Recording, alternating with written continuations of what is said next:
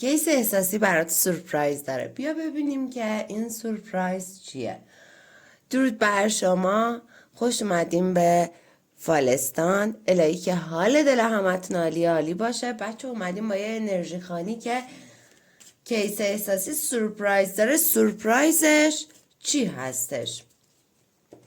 بریم ببینیم که در مورد احساس و سورپرایز پارتنرت چی میخواد بهت بگه. با نام و یاد خدا بچه ها نیت کنین.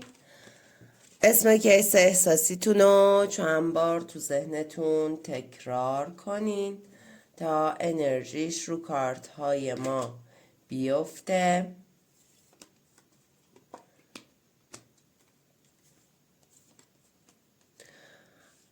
خب بچه ها نگاه کنین. اولی مبحثی که اینجا افتاده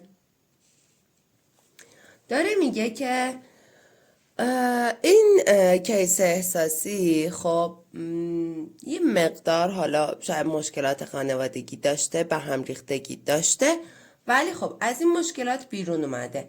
شاید حمایتی از جانب خانواده دریافت نکرده. ببین به لحاظ خانوادگی یکی هست که انگار بخواد مشکل درست کنه، یه حالتی از رقابت، مشکل درست کردن، حسادت. خب این مسئله این مقدار باعث شده بوده که ما بین شما رابطه بالا پایین بوده، ولی اگر رفته داره برمیگرده. اگر چند وقتی روابط احساسی شما سرده، میخواد یک خبر خوش سورپرایزی بهت بده. پس خبر خوشش میتونه یک پیشنهاد عالی باشه، یک حالا خبری احساسی عشقی باشه که شما مدت‌ها منتظر بودین که اینو بشنوین. ببینید این کیس احساسی شما چند وقتی بلا تکلیف خانواده است. اگر متأهل بلا تکلیف خانواده خودشه، اگر مجرده بلا تکلیف برای تشکیل خانواده است. و خب اینجا داره نشون میده که این آدم داره خودش رو از بلا تکلیفی بیرون میکشه که چیکار کنه؟ که برای آینده یه سری برنامه هایی بریزه که شرایط ارتباطی رو بهتر کنه، اوضاع رو به ثبات خودش برسونه و بیاد رابطه رو بهتر کنه. گفتم اگر کاتین، اگر دیداراتون کمتر شده، یه مقدار دل سردی تو رابطه هست، حالا بی هیچ دلیلی، این داره نشون میده که دلیل داره. دلیلش همینه که یکی این وسط هست که بخواد حالتی از حسادت و رقابت رو داشته باشه. خب این حسادت و رقابت میتونه که روابط شما رو یه مقدار به هم ریخته کنه. این حسود و رقیبم میتونه از دوستاتون هم باشه، از چارچوب خانواده هم باشه، ولی در هر حال هر چیزی که هست، این آدم برای شما یک سورپرایز عالی در نظر گرفته و مطمئنم برای روابط شما ایدئال هم میشه. خب بچه ها، برای یه تعدادیتون این سورپرایز حتی میتونه خواستگاری، ازدواجی، خواستگار اومدن، خواستگار رفتن و این مسائل باشه. و خب داره نشون میده که از این بلا تکلیفی ها بیرون اومدن برای کیس احساسی است. حتی اگه شماها الان با هم تو رابطه این، همسرته، برای هر نوع رابطه ای دارین و بلا تکلیف بودین و مشکل داشتین، چرختون داره عوض میشه. ببین چرخت داره به سمت بهبودی و بهتر شدن و خوشبختی پیش میره و مطمئن باشین که شرایط رابطه تا الان اگر اینجوری بالا پایینی زیادی داشته، الان دیگه داره میره رو روال خودش، چون خبرهایی خیلی خوب و عالی دریافت میکنه. از طرفی بچه ها، اگر شماها با هم در ارتباطین، امکان داره که همین اشخاصی که مخالف هستن بخوان یک سری پیشنهادات دیگه ای به کیس احساسی شما بدن. پس حواست باید جمع باشه. برای چی؟ برای آیندهش، برای ازدواجش، برای تشکیل خانوادهش، حالا هر مدل دیگه. حواستون باید جمع باشه، چون انگار یکی دیگر رو دارن پیشنهاد میدن.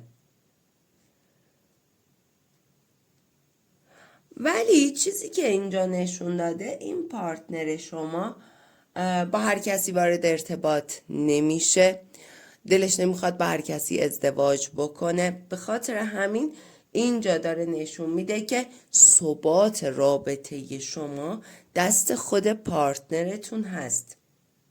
پس شما نباید نگران باشین.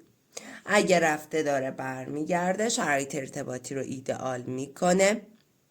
ببین یه مبحثی هست، امکان داره تو گذشته زندگی این آدم یکی بوده، خب اون آدمه دوباره به برگشت داره فکر میکنه و این بالا پایینی های رابطه که این مدت داشتین، رابطه سرد شده و هم ریختگی داشتین، به خاطر همین موضوع بوده. پس اینجا داره بهت میگه که حواستو جمع کن، با پارتنرت رابطه تو بهتر کن، اوکی تر کن، باش حالا بحث و جدل نکن که بی هیچ دلیلی رابطه رو از دست ندی. نره سمت اون کسی که حالا از گذشته اومده یا الان دارن بهش پیشنهاد میدن. سعی کن فعلا تو دست خودت نگهش داری، چون رابطه خوبیه. این پارتنر درسته یه سری بلا تکلیفی هایی داشته، یه سری با خود شما به هم ریختگی هایی داشته، ولی دوست داشتن و حس خوبش اینجا افتاده، روابط فیزیکالتون رو دوست داره، ظاهر شما رو دوست داره، شرایط خودت رو خیلی دوست داره. احساس میکنه که یه جاهایی یه سر و گردن ازش بالاتری و خب این باعث حتی جذابیت بیشتر هم میشه. دلنگران نباشین. اگر این پارتنر چند وقتی شما رو حمایت مالی نکرده، حمایت های آنچنانی از شما نداشته، میگه نگران نباشین، از این شرایط بیرون اومدن اتفاق میفته. اگر پارتنر شما متأهله یا خود شما متأهل هستین، بچه مواظب باشین، چون این آدمه میخواد شما رو سورپرایز کنه، خبرهای ایدئال بده، خبر عشقی بده، شرایط رو ایدئال کنه. ولی چیزی که اینجا افتاده، اوضاع میتونه به خاطر اطرافیان یهو به هم بریزه، یه جاهایی ناامیدی انگار برای پارتنر شما مستولی بشه. و اینکه بچه ها، من یه راه و مسیری هم میبینم که شماها بخواین برین. امکان داره این پارتنر شما بیاد به شما پیشنهاد بده که یه سفری بریم یا یه راهی با هم دیگه بریم. خب ببین این سفره، راه برای ارتباط احساسی خوب افتاده. یعنی یکی از این سورپرایز ها میتونه پیشنهاد یک سفر و مسیر با هم دیگه، حالا سفر باشه، تفریحی باشه، کاری باشه، هرچی هست که با هم میرین. این سورپرایز هم خوب افتاده. ولی اصلی ترین سورپرایز رو برای ما نشون داد که این آدم میخواد خودش رو از بلا تکلیفی ها بیرون بکشه، میخواد شرایط رو با خود شما ایدئال کنه، هرچند از هم دور باشین، توی یه شهر دیگه باشه، توی یه کشور دیگه باشه، هر مدل باشه رابطتون، این آدم میخواد اون پیشنهاد اساسیه رو بهت بده، اون تغییر رو با خودت داشته باشه. اگر کاتین خودش میخواد بیاد باهات آشتی کنه، حتی خبری از نیت قلبیت میخواد بهت بده که کاملا این چند وقت گذشته اگر بالا پایینی رابطه زیاد داشتین و دل سردی داشتین، این خبر خوش از نیت قلبی شما باعث میشه اون مسائل کهنه رو هم از ذهنت میشوره، میبره و دوباره تغییر خوب رابطه اتفاق میفته. حتی این پارتنر شما چند وقتی شروع یه دوره احساس شکست براش اتفاق افتاده. چرا؟ چون احساس میکنه، هر از گاهی احساس میکنه یا شما رو داره از دست میده یا یکی داره به شما پیشنهاد میده، این داره به همش میریزه، ناراحتش کرده و میترسه دیگه، میترسه از گذشته زندگیت یکی بیاد، میترسه یکی دیگه بهت پیشنهاد بده، میدونی ارتباطتون رو دوست داره، نمیخواد از دست بده. به خاطر همین برای شما افتاده که میخواد یه سورپرایزی بکنه که اون مسائل هم از ذهن و فکر خودش خارج بشه، که تغییر دوباره واسهتون اتفاق بیفته. بیایم با اوراکل جیپسی بچه ها ببینیم که حس قلبی همین الانش به شما چیه. خب ببین، به یک چارچوب گرم رابطه با شما داره فکر میکنه، به شما کاملا وفاداره. دو جا خبر خوب و عالی افتاده. یکی، ببین اینجا هم بهت گفتم، یکی خبریه که امکان داره شما مدت ها منتظر بودی این خبر رو از این پارتنره بشنوی. یکی دیگهش خبر از وفاداری این آدم به شما میده. این آدم به شما تمایل داره. اینکه من رقیب عشقی برای این ارتباطات ندیدم. امکان داره رقیب مخالف رقیب فقط کسی باشه که از دور و بر داره دخالت میکنه. به هر حال بچه ها نگاه کنین، این آدم با شما به یه چارچوب گرم خونه، به یه چارچوب گرم رابطه داره فکر میکنه. حالا امکان داره این وسط یه کسایی هم از دوستای شما ایشون بیاد یه چیزی بگه، یه چیزی این وسط بپرونه، بخواد شماها رو به هم ریخته کنه، رابطتون رو سرد کنه، شما رو اذیت کنه. ولی هر چیزی که هست، این آدم به شما تمایل داره و کاملا هم به شما وفا داره. بچه ها با فال هندی هم میخوام برگه بکشیم ببینیم که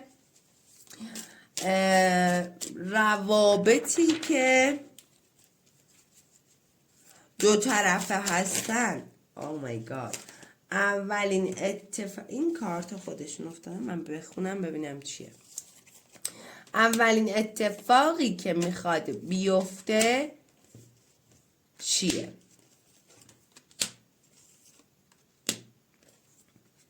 خب ببینید بچه ها، این کارتا خودشون پیغامی داشتن به شما. من باید بخونم اینو. نگاه کنین، اگه تو میخوای با این آدم به موفقیت برسی، اومد بهت سورپرایز داد، خیلی آروم و ریلکس باش برخورد میکنی، جنگ نمی کنی باهاش، گارد نمیگیری سمتش، خستش نمی کنی. درسته امکان داره خودت خسته شده باشی دیگه، بریده باشی، امکان داره رابطه شما یه رابطه‌ایه که پروسه زمانی طولانی داشته، مثلا 10 سال 15 سال ارتباط داریم ولی خب هیچی به هیچی، یعنی اونجوری که باید اون رابطه خیلی ایدئال نبوده. ببین اینجا داره میگه سمت مسیر دعایی حرکت کنی که این آدم رو یا مال خودت کنی یا اصلا از خودت برونیش، تو طوفان گیر میکنی. نکن این کارو. پس اینجا دوتا هشدار بهت داده. اگه میخوای به خاطر این پارتنر احساسی که میتونه متولد آذر ماه هم باشه، زندگی تو به هم بریزی و طلاق بگیری با همسرت، اصلا مسیر رو برات جالب نشون نداده. نکن این کارو. اگه میخوای دعایی بگیری، اطرافیان رو دست و پا بسته کنی یا هر مدل کاری، بچه ها اینجا یه هشدار، 2 تا هشدار اساسی افتاده. خیلی دقت کنید چون کارت خودشون افتادن. من برای شما میخواستم یه چیز دیگه بکشم، این کارت خودشون افتادن، دارن با شماها صحبت میکنن. امکان داره یکی اینجا هست که میخواسته یه کارایی بکنه. ببین به ضررت، نکن این کارو. چرا؟ چون این مسیر تو رو بدتر خسته تر میکنه. این آدم رو چرخ اقبال و سرنوشت شما هستش. این آدم انگار قسمت الهی شما هستش. ولی اگر بخوای دعایی، طلسمی، یه انرژی های بیرونی خارجی وارد روابط بکنی، خودت صدمه میبینی، خودت اذیت میشی. پس نکن این کارو. مطمئن باش که روند عادی رو بخوایم پیش بگیریم براتون خیلی ایدئال میشه. پس سورپرایز شد خبرها، پیشنهادات عالی. اگه کاتب برمیگرده، حالا یه هدیه کوچیکی هم بهت میتونه بده، یعنی رد و بدل بشه ما بینتون، دیداراتون زیادتر میشه و سورپرایز اصلیش برای خیلیاتون پیشنهاد خواستگاری ازدواجی هست که ایدئال میشه. آمین که زودی بهترین ها برای همتون اتفاق میفته. بچه مرسی که هستین، مرسی که حمایت میکنین. حتما گزینه تنکس ما رو هم فعال کنین.